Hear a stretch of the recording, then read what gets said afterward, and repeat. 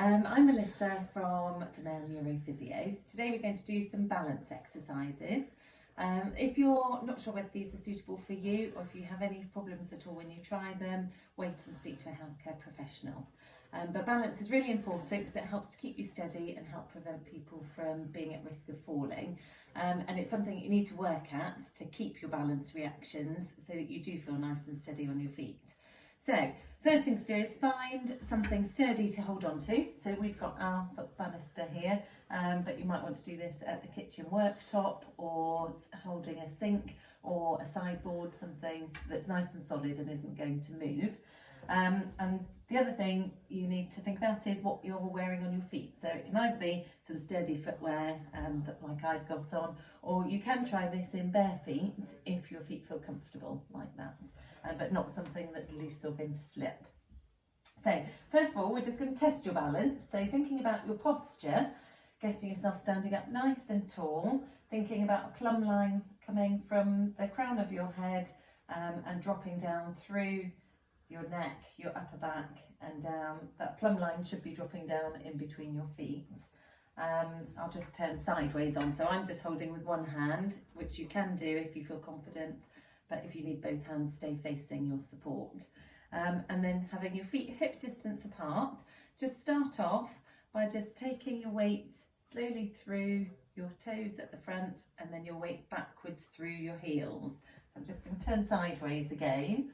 So you can see me just taking my weight forwards and backwards and just feeling my weight transfer.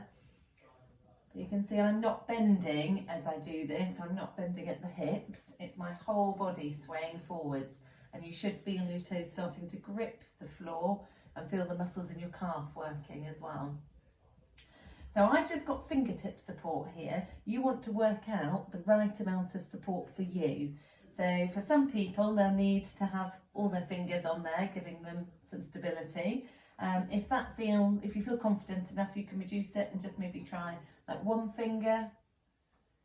You can then lift one up.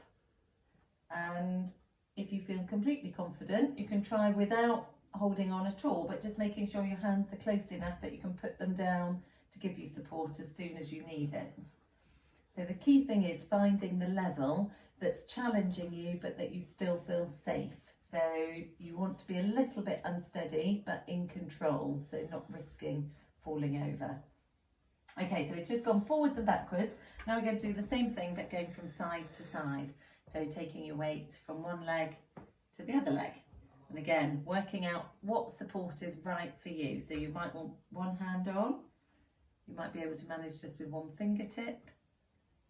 You might be able to manage without holding on at all. And the first time you try this, if you're unsure about your balance, make sure you've got somebody with you and just keeping an eye on you. You can always put a chair behind you for a bit of extra support as well if you think that will be helpful. Right, the next thing we're going to do is to reduce our base of support. So just going to bring our feet close together and just try balancing without using your hands, or with using your hands as little as you can manage. So again, just try reducing to maybe a fingertip or taking your fingers off altogether.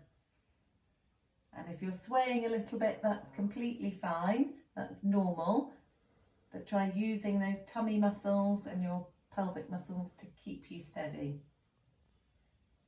Okay, so that's the first step. The next one is what we call tandem or semi-tandem stand, where you put one foot slightly in front of the other and then next to each other. So I'm just showing sideways on here and trying the same in that position. Can you keep your balance with either just a little bit of support with your hands or no support at all? Okay, you can try that both ways round. If you feel steady doing that, then you can try putting one foot completely in front of the other. I'll turn back this way again, as if you're on a tightrope. Now stop at the stage that you feel happy with. So it might be for some people that they just stop at this level where your feet are close together. If that feels okay, go on to the next stage.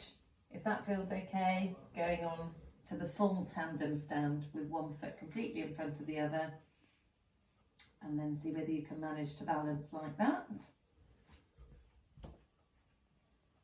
And then try that the other way round. Okay, and then the final one is just standing on one leg.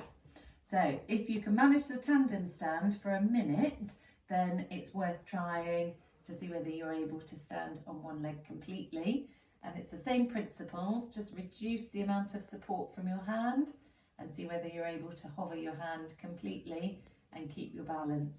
So you want to be keeping that hip nicely tucked in. We don't want to see the hip dropping out to the side or you having to lean forwards.